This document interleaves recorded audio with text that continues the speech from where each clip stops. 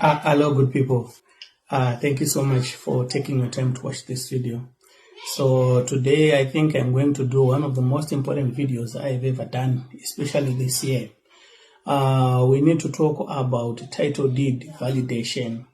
So kana uri munhu wekuti you have a property in Zimbabwe ine title deeds, ingave land, ingave residential property kana commercial property or an estate, you need to pay attention because unoona kutomuka usisina ownership property yoyo, usisina atinoti ownership rights, because this is one of the laws that people are not making noise about, especially the media.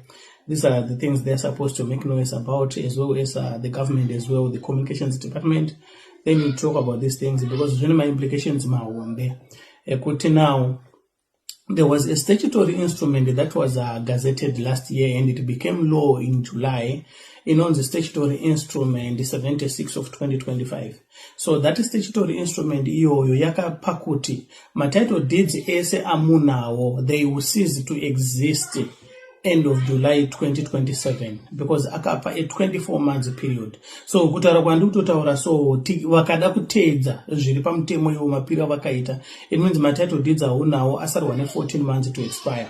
And once that happens, now kana kuri property law now, property aunayo iwewe inobva yaita an obsolete property because iwewe you can't claim ownership to it because title deeds are ipapo expire, they are no longer being recognized by the government. So the government is now trying to introduce what is called a securitized title deed.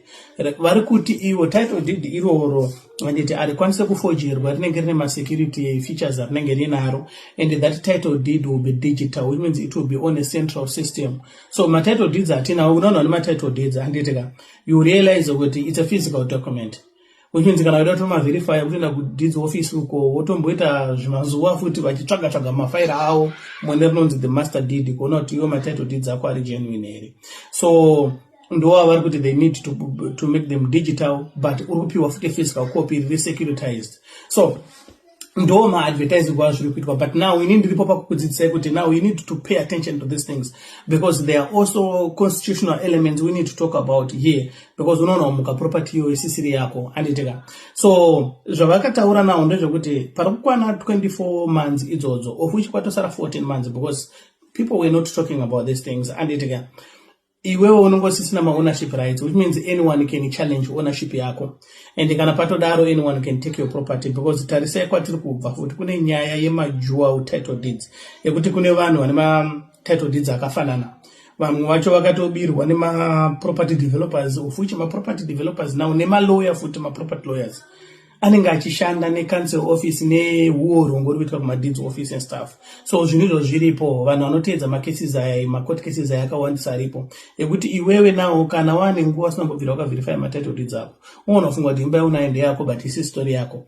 These things are happening. So now hurumende ndozvainge iri kuti toda kugadzirisa, but now pane zvinhu zvavasiri kutaura now anditi zvekuti process of validation, and it can be steps actually how do you go about it, and then you have also to check this with your property lawyer and so that and because uka submit my documents as you are missing one fake, obviously we're all in trouble because they're going to forfeit it, and the nyaya forfeiture now is to the state as well, which you need to be very careful. Zimba zenyu dzinokusheniwa $1 kuno vamirira zvokutenga dzimba $1, you know them. And so let's talk about this. Panama conditions now ekuti iwe once you need to validate your title deeds, so urungoya uchiprova kuti une deed yeproperty yaunaro iroro, but now ukazofoira kuvalidate, now this is the silent dynamic I need you to understand here. Ukafoira iwo kuprova ownership iyoyo because pane mapepa pamwe aita missing, kune vanhu vakamisplace title deeds, mamwe akatodestroyiwa, vamwe vanhu vasarwa nemacertified copies chete, and there is a process yekuti unozviita sei, but the moment yekuti iwo watosubmita kuti validate title deeds angu papaflagwa zvinhu izvi anditika uzvatodhako. So pane properties and conditions avakapa yekuti these ones will trigger an automatic failure to validation, of which ndopanotanga madrama anditika pane a disputed estate. So kana muri kuti kumba kwenye mimi makasirwa imba yenhaka, obviously ngeri title deeds evabereki and stuff anditeka. So kana pasina kugadzikwa nawo anenge akapiwa kumaster of high court kunoitwa zve-inheritance stuff akapiwa kunzi ndiye munhu akubata kana kuti ari kutungamirira estate yenyu, especially panhau dzenhaka ndo dzine noise. You are most likely to fail title deed validation kana muri a disputed estate kana land. Anditi so imwe condition yekuti muri kunofoira futi ndeyekuti you've got ongoing legal proceedings, mutore nyaya dziri kumacourts dzekuti muri kurwisana kuti property ndeyaningi paperiod yoyi ikatongopfuura musati mapedza nyaya idzodzo, you are going to lose ownership rights as well. Then pane nhau ye-missing paper trail. Missing paper trail ndo imwe futi iri kutrigger an automatic failure in terms of validation. Ndo yekuti now pamwe mareceipts ekutotengeserana kwacho hamuna, matransfer ownership documents hamuna and stuff, matitle deeds acho dzaanhoroondo ani muriona. The moment yazvaitika zvopa property iyoyo, you are most likely to lose that property. Then pane nhau ye-dual ownership now yekuti isitakambosangana nadzo nyaya dzotodziziya yekuti unototenga imba and stuff, then muzanozonochinja matitle deeds otozoona kuti munhu ari kuti ane matitle deeds asiriye futi angatomboriona weimba iyoyo and stuff. Ndopanapa patanga madrama ipapo. So maconditions iya yakangoitika now ndopaane patanga mafilimu ese. But now hurumende pairi kutaura about these things anditika iri kuita kunge zviri straightforward kuti wewe uri kungotora matitle deeds ako obva waenda kudeeds office obva watonochinjirwa matitle deeds ako after their verification. But that's not how it's happening. This is where I come in now to educate you, especially vanhu vane properties ivava. This video ndeye vanhu vane properties and title deeds. You might lose your properties as well. So pane nhau yekutanga ndakapika hangu zvinhu zviviri zvangu when I was going through these documents. Nhau yekutanga ndeye the Zimra big door, because vari kuti iwewe usati watomboendesa madocuments ako validation panodiwa a valid tax clearance. A valid tax clearance now iwewe your property is registered une title deed rayo, so you are supposed to have been paying anonzi capital gains kana tinonzi property tax. If you were not paying ndopaurwa wabatwa pabozi a tax clearance aibude animurikona. So Zimra irubva yakubatira ipapa yabva yakurowa futi nefaini ipapa animurikona. So ndopanaimba nenyaya yekuti you need to make sure kuti zvako zvine order. Then Zimra pairi kuzoita trick as well panyaya idzodzidzi ndeyekuti Zimra nawo irubva yatasa kuti pakaitwa change of ownership yako anditika hamuna kuundervalue here, because obviously vanhu vakatenga dzimba vanoziva skillful inorohwa nemaproperty lawyers anditi kuti pamatransfer fees aya atozobhadhara mari inoenda kuhurumende and stuff, vanhu vanoundervalue imba zvokuti unoona kuti imba iri kuMount Pleasant anditi a $300,000 house inoona kutengeswa kana kuti 150 kana kuti 180, kana kuti imba yeQuarterforce iri kunzi 100,000 munhu anogona kuitengesera kana 58,000. These things are happening. So inyaya yekuti vanhu munoda kukata tax yamuri kuzobhadhara kuhurumende pari kuchinjwa ownership yeimba. Ipapo Zimra irubva yatasa kuti the property yatiri kutarisa nezvayo iyi nevalue iripo iyi nemari dzakabhadharwa apa, is it the actual value? Vakangoflaga chete kuti maka undervalue, then vakutoita process of evaluation inenge ine penalty photo, which delays the process of which iwewe right now practically wasarwa ne 14 months. So these are the things you need to look at. No, pakashata pana manomira musha kana uri kutoacta, you need to act now. And then the second thing now iyanya yekumacourts now, because malawyer mazhinji, especially property lawyers now, vari kubvunza kuti statutory instrument, is it intra-bias the constitution or is outra-bias the constitution? Is it in line with the constitution? And because mukachitarisa now pane specific sections, but section 71 anditika iri kutaura iyo kuti the registrar anditika office of the registrar can actually cancel your deed kana vakapika magrounds ekuti pane pakaitika fraud kana kuti pane mamwe mapapers are missing and stuff. They can actually do that. So pari kuzoita debate kumalawyer now ndepekuti is it contravening section 71 of the constitution? And the state cannot forfeit your property. And so apana ari kuziya, especially pachapera 24 months ndo patichaona kuti zvinhu zvichafamba sei, kuti pakafita kuita nyaya dzinoenda kumacourts obaba, because iwe kana wakunzi iwe hauchisina anonzi ownership rights to your property and stuff, it means they have violated section 71 of your constitution. And now panozonyanya kutyisa now ndepekuti now you need to understand what is happening, especially mu Zimbabwe, munyika medu, around my issues anechekuita ne constitution, my issues anechekuita nema property rights, because tinema cases akawanda kumacourts a violation of property rights.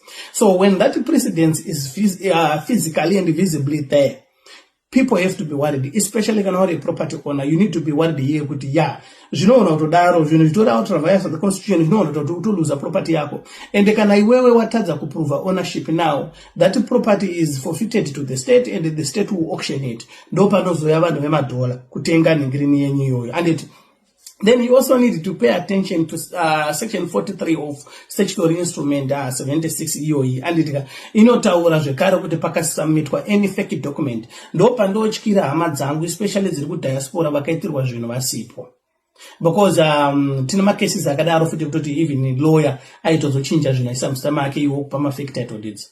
So obviously ukazotora madocuments yayo kana masubmita kudeeds office ausuziya and utori innocent in these things kuti madeeds awakapiwa ndefake, because matitle deeds efake akazara right now ani murikuona. So iwo ukazonomasubmita iyayo automatically watomumahwani takutotaura nyaya yekutoti state yakutoita an audit and iwo wakutorwa futi nemhosva dzefraud and stuff panozoitwa ma-investigations acho iyayo, it takes time and you are most likely to lose this period ye 24 months anditika. Then pane nawo yema-duplicate title deeds iyoyo inoadresswa nesection 40. I want you to take your time, go and download this on the government portal, this statutory instrument 76 of 2025. If you own land, a house, a commercial property or any estate in Zimbabwe, you need to read this document, because unoona kuti you usiri safe and inotaura zvekare about ma-duplicate title deeds and it. So izvi zvinoitika kuti kana kuti pakachinjwa ownership panogona pane ma-mistakes akaitika kana kuti process yacho haina kuzopera, especially muZimbabwe tine ka-mistake katinoita kuti kana munhu watoone property yako unobva watorelaxa ndaanayo. So zvimwe zvese process yese inozotera yekumashure wasenyatsoita due diligence yako panogona kuitika ma-mistakes yayo kuti right now property yako ichiri kuonewa 1 or 2 and you don't even know it. So pakaitika duplicate ownership iyoyo, they are going to trigger an automatic audit obviously. Then it means kana time dzakurova idzo kanonoka kuita zvinhu izvi unoona kuloza ma-rights to ownership of your property and it. So ndanyora pasi anditika process yacho now so that mu understand kana maugara pasi nema-property lawyers enyu munenge maakuziya zvinhu zvamuri kuita, because process iyi hausi kutotenderwa kuita wega. Muchaona patichasvika pastep 3 vakatotaura this is a mandatory property lawyer stage. Hakudiwe iwewe haunzwisise language dzinotaurwa ikoko. So whether you like it or not, here you are being forced by the statutory instrument as well kuti ushande nelawyer anditika. So process yekutanga iri kutangira kwauri step 1 yandanyora kuti document auditing and retrieval. Iwo urufana unotora madocuments ese aunawo ane chekuita nekutenga kwese kwakaita kugara kuinvoice, maaffidavit, machichi zvese, madocuments ese nekubhadhara kwese kwamakaita ma-rates, kuclear kwese kwamakaita zvinhu izvozvo anditika. Madocuments aya mumaunganidza. Kana mamaunganidza now, you sit down now with your lawyer. Mungonesana kuti madocuments aya ari authentic here, kana vachiverify nenzira dzavo malawyer awo verify, then unoona kuti zvese zviri incorrect here. Then kana madaro now, you are good to go pa step 1. Then toenda pa step 2, pay ma external clearances, ndo pachakwara vanhu vakawanda. Pa ma external clearances now pane 3 ma clearances ofana kumita iwewe usati wavalidate kwa title deeds ako. Ekutanga ndiye ma rates clearances. So you need to be cleared ne council yenyu, either ku RDC kana ku city council. You need to be cleared kuti mima muna chipande nachikwerete and maretsi enyu kubvira pawatanga kuita ownership of that property, maretsi enyu akarongeka. Then imwe clearance iripo ndeyekuzesa. So kana iri yekuzesa nawo kune vanhu vasati vapa emamita edu yekujusa, kune vanhu vachiri pamamita ekudhara ayaya. So obviously they will look at that from the day wakatanga kuita ownership iyo kuti hapana ere mamwe areas mamwe usina kuzoclear kana kuti wakazoclear zvichiri bidi. So team now re-loss control ndo panenge richiaudita zvinhu izvi. So this is a very critical step, and now you have to depend on kuti iwo ungori kucomply kusvika level ripi. So ndo zvinodetermine kuti chatora nguva yakareba sei kuti zviite. Then clearance number 3 ndeyezimura iyi hapana need kuti ndiidzokorodza. Because varingotasa kuti do you have any outstanding capital gains or property taxes that you are still owing to the state wangosingabhadhari. Then varikutasa about any financial anomaly iripo pakuchinjwa kweproperty yako, makaita matransfer fees chaichaiwo here, hamuna kuundervalue property here and stuff. Then kana vadaro they issue ma clearances. So uku inotoduwa ma certificates ari matatu, rekuzesa, rekukanzuru, then nerekuzimura inouya iri tax clearance. So kana wabata aya nawo makuenda ku stage ye lodgement. So apa ndo pavakanyora nawo kuti this is a compulsory conveyance engagement, which means parudiwa lawyer chete kwete iwewe anditika. So haisi nyaya kuti you are just walking in there. hanzi lawyer ndio atiri kuda anditika. So zvazviri kuita ndezvekuti lawyer rako futi atanga acheka madocuments aya mowirirana anditika ya kuti izvo zvedu zvakarongeka mwana wamai submita madocuments aya anditika. Then paari kuenda ikoko ari kunofila anonzi madr forms. So pakufila madr forms now obviously iwewe ikokoko unozodiwa now oro kana mamupa anonzi power of attorney ndiye anokuitira on their behalf, but kuno vamwe vanhu kuti nelawyer rake famba imesi especially pamatitle deeds apa. Inini neimwe nyaya yandakamboitirwa kuti munhu akazopinza motikari iri musita make, izvo kuti unoshanda nemakambani ndipinzirewo mota and stuff, akazopinza mota iri musita make, ndakabuda mari yakawandisa kuchinja motikari iyo tichipinda musita mangu. Kune vanhu vanotanga vasinganzwisise but chitori chitsotsi unofanira kungwarira muZimbabwe handitika. So apa now they are going to capture biometric data ako, fingerprints, zvese zvezvo zvinongoitwa kuZimbabwe. Then pane identity details as well, vari kutarisa futi ID yako, zvitupa zvako and stuff, all those things. Then kana property yenyu iri under a company, they are going to be looking at the company documents as well, wakutarisa compliance as well. Then kana iri under a trust, they are going to look at the registrations there, nevanhu vese kuti beneficiaries of that trust as well. Then they are also going to confirm the physical addresses ipapo. Then kana adaro now pane form riri kufiliwa riri kuzosainiwa nekuita CCA, ndo pari kunzi formatting ine nyaya because unogona kufoira validation ipapo. They tried to be technical for no reason. I don't even understand why they to put these things. So unofanira kunge riri in A4 format on 80-gram piece of paper.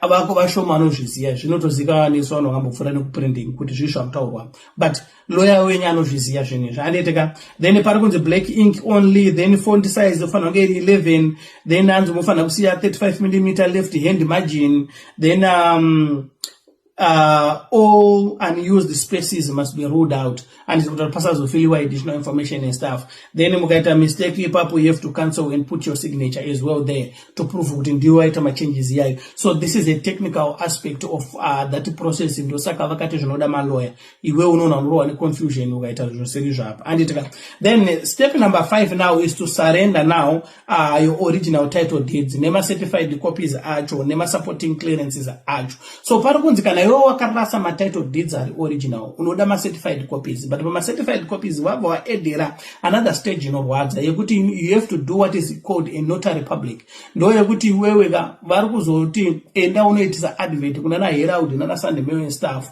icharana for 30 days uchi-advertise kuti imba ende yangu ndakarasa matitle deeds, kuti kana pane munhu ari kuda kudisputa kuti property haisi yako, ndo patime anopiwa 30 days yekuvalidata yekuti asiyekuapproacha court kuti no ninga arida kuchinja imba yangu. So ipapa ndo pane imwe additional cost kune vanhu vakarasa original title deeds vasarwa nema-certified copies chete, because kurana in advert for 30 days kunana Herald unokuwara unoridza miri. I don't know hangu right now kuti kuside koko kwari kubhadharisa mari right now, but we are looking at a lot of money here. And then step 6 kana mapedza kusubmita madocuments esaya ku deeds office, then ndo pavari kuita verification. Now verification yawo ari forensic auditing. Forensic auditing yawo iri kuinvolve yatinoti referencing across what we call the master deeds record. So pamatitle deeds aya yatinopiwa aya handitika kune master deeds racho rekuti ukazorasa yayo they can go and reference.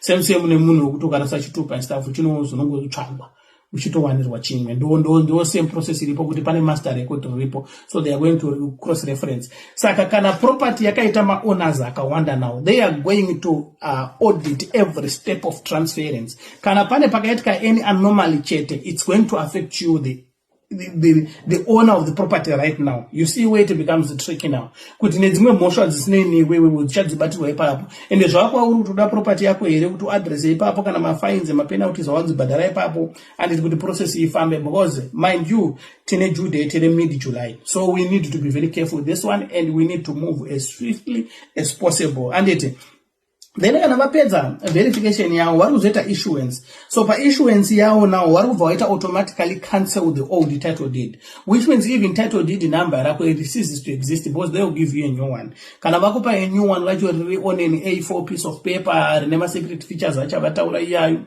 then it's also going to be in the system. So these are things you need to pay attention, because vanhu vazhinji publications akaita seaya anotipotsa, vamwe vazhinji hatione news ende zvinhu zvinongotaurwa kana kati ka1 ka2 zvo zvatonyararwa, but chitarisai kuti mutemo uyu wakapaswa 2025 July, iko zvinozvita tasarwa about 14 months to expire, then vanhu vazhinji havasuzviziva. So if you are someone who wants a property, or you know someone who wants a property, talk to them about this. Zvinogona kuvabatsira kuti pasazoitike madrama, because if you fail with this validation, kana kuti iwe ukatadza kuita zvinhu panguva yazvataurwa, if someone goes and register your house, you cannot challenge them.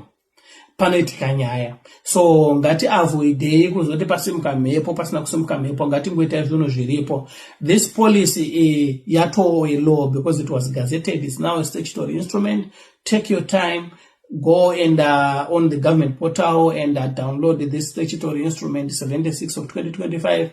Ona kuti yo uri papi, then sit down as a family and muonesana kuti ngatigadzise izvi neizvi. Verify every document before you submit. Boss pakangwana one rokuflegwa on the fake kana kuti riri missing and stuff. Makutonofoira validation, which means you are most likely to miss this due date as well. So kuzama kuonesana, kuzama kubatsirana. This is not one of those videos, but iyi video now is very important pakuti tisazorasikirwa nezvinhu zvatakashandira. Kana zvese zvaitwa zvapera, idzi pfungwa dzangu. Mwari akuitirei zvakanaka. God bless you.